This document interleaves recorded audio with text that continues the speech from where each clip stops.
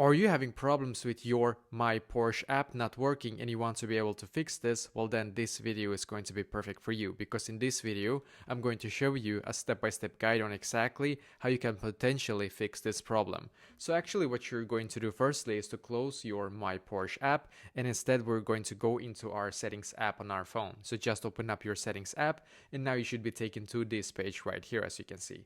Now on this page, just scroll down a little bit and then click on General. Then scroll down in here again and click on storage. And as you can see, it should now take us to this page, which is great. So now what you're going to do on this page is to just simply scroll up like this until you can see the search bar up top, and click on the search bar.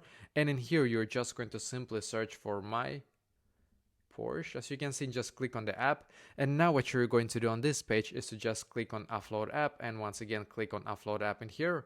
And just wait a couple of seconds for it to load here, as you can see.